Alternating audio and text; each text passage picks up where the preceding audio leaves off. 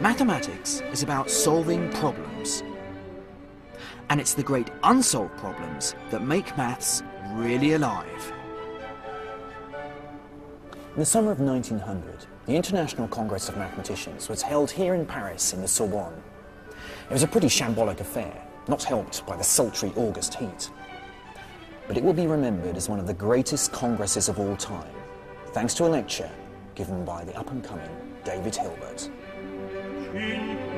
Hilbert, a young German mathematician, boldly set out what he believed were the 23 most important problems for mathematicians to crack.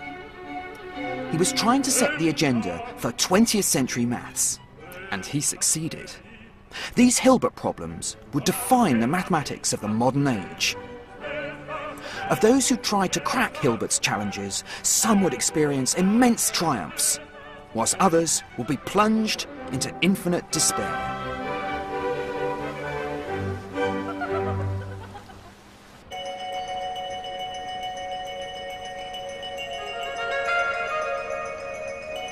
The first problem on Hilbert's list emerged from here, Halle in East Germany.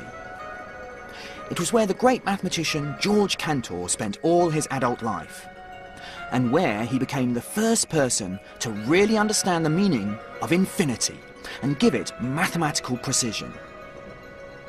The statue in the town square, however, honours Halle's other famous son, the composer George Handel. To discover more about Cantor, I had to take a tram way out of town.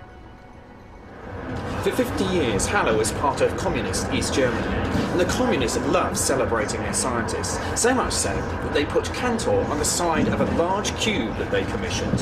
But being communists, they didn't put the cube in the middle of the town, they put it out amongst the people.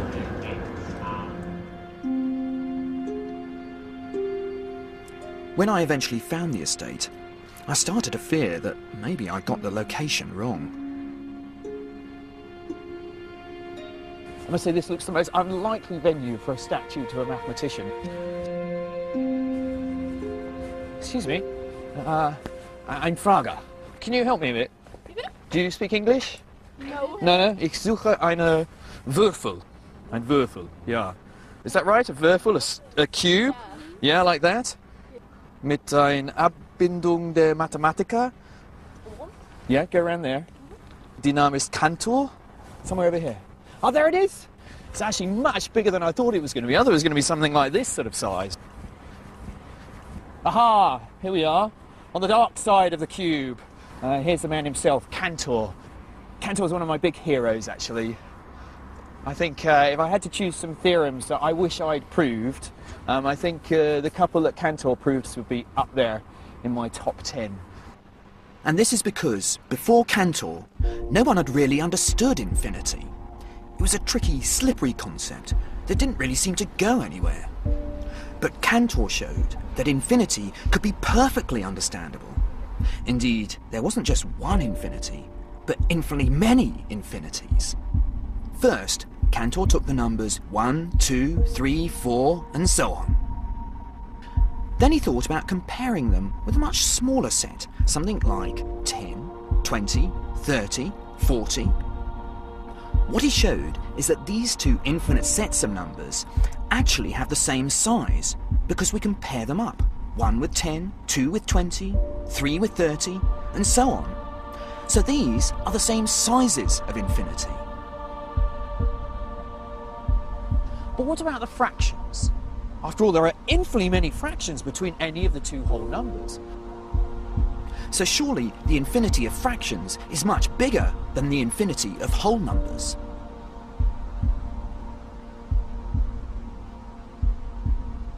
Well, what Cantor did was to find a way to pair up all of the whole numbers with an infinite load of fractions. And this is how he did it.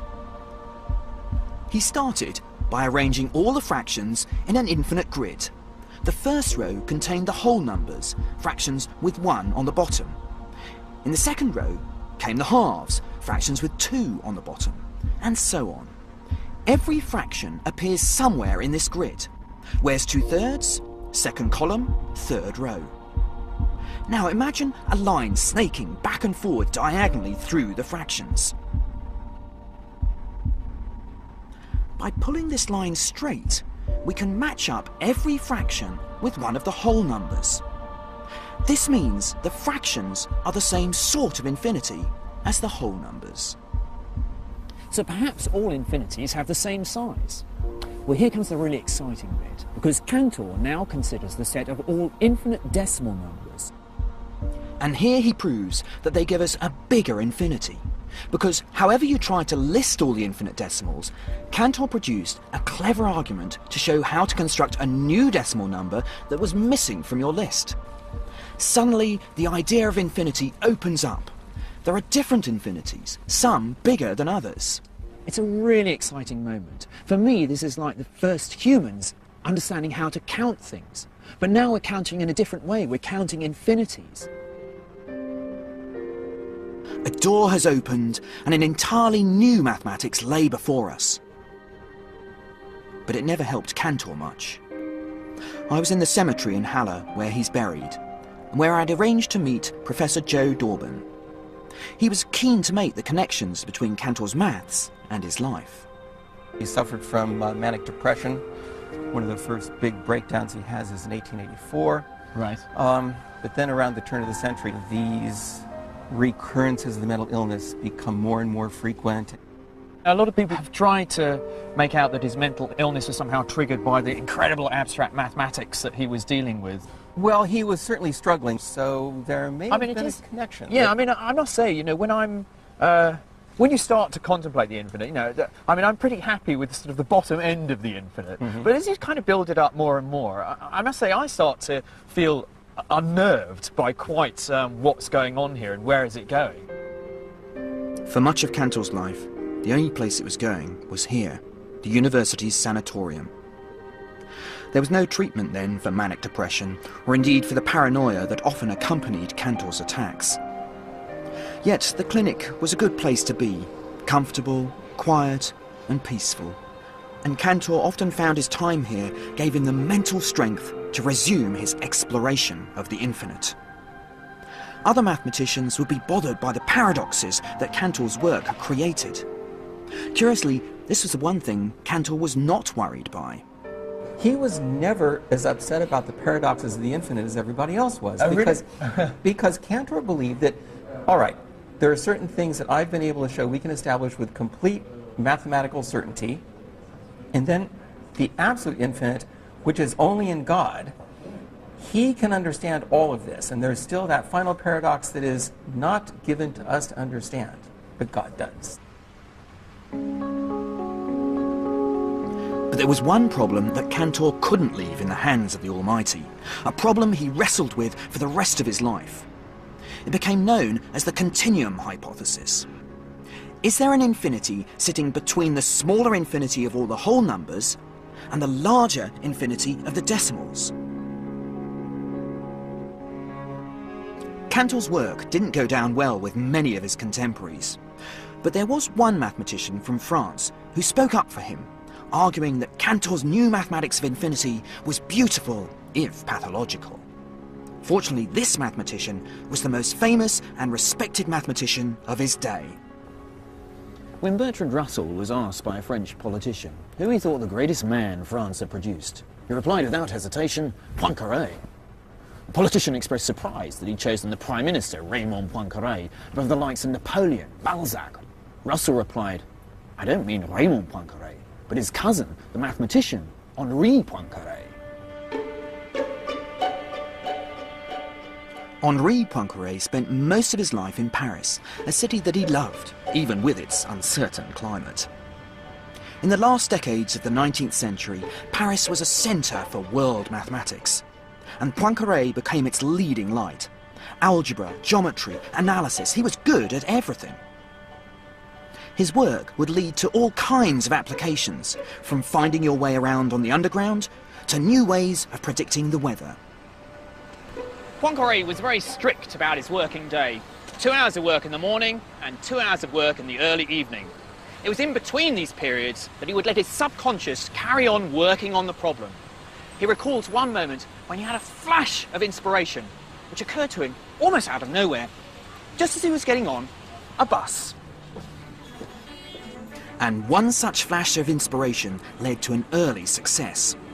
In 1885, King Oscar II of Sweden and Norway offered a prize of 2,500 crowns for anyone who could establish mathematically once and for all whether the solar system would continue turning like clockwork or might suddenly fly apart. If the solar system has 2 planets, then Newton had already proved that their orbits would be stable. The 2 bodies just travel around in ellipses around each other. But as soon as you add 3 bodies like the Earth, Moon and Sun, the question of whether their orbits were stable or not stumped even the great Newton. The problem is that now you have some 18 different variables, like the exact coordinates of each body and their velocity in each direction, so the equations become very difficult to solve. But Poincaré made significant headway in sorting them out. Poincaré simplified the problem by making successive approximations to the orbits, which he believed wouldn't affect the final outcome significantly. Although he couldn't solve the problem in its entirety, his ideas were sophisticated enough to win him the prize.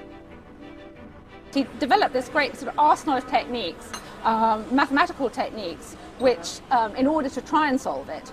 And in fact, the prize that he won was essentially really more for the techniques than for solving the problem.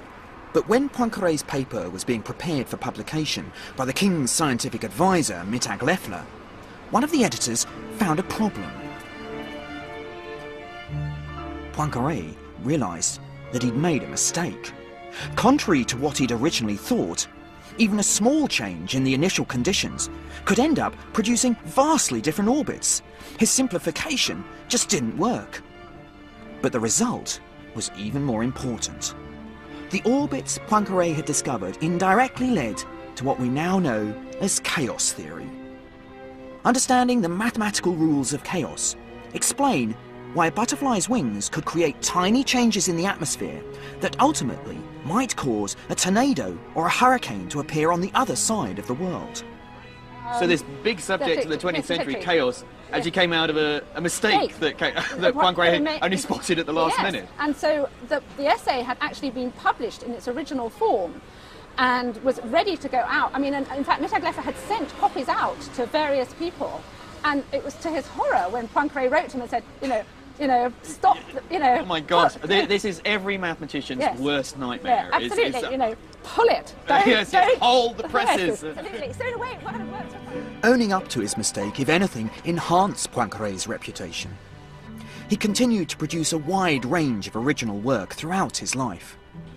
Not just specialist stuff either. He also wrote popular books extolling the importance of maths. Here we go, there's a section on the future of mathematics, which starts, if we wish to foresee the future of mathematics, our proper course is to study the history and present the condition of the science. So I think Poincaré might well have approved of my journey to uncover the story of maths. He certainly would have approved of the next destination, because to discover perhaps Poincaré's most important contribution to modern mathematics, I had to go looking for a bridge. 7 bridges, in fact. The 7 bridges of Königsberg. Today, the city's known as Kaliningrad, a little outpost of Russia on the Baltic Sea, surrounded by Poland and Lithuania. Until 1945, however, when it was ceded to the Soviet Union, it was the great Prussian city of Königsberg. Much of the old town, sadly, has been demolished. There's now no sign at all of 2 of the original 7 bridges, and several have changed out of all recognition. This is one of the original bridges. It may seem like an unlikely